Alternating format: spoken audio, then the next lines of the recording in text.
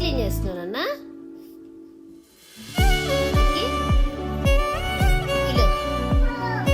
Hall clean చేస్తున్నావా? Good job Vicky. నీకెవరు చెప్పారు clean చేయమని?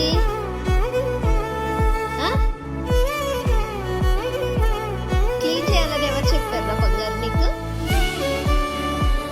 ఎవరు చెప్పారా క్లీన్ చేయాలని? విను, ఎవరు చెప్పారు క్లీన్ చేయాలని?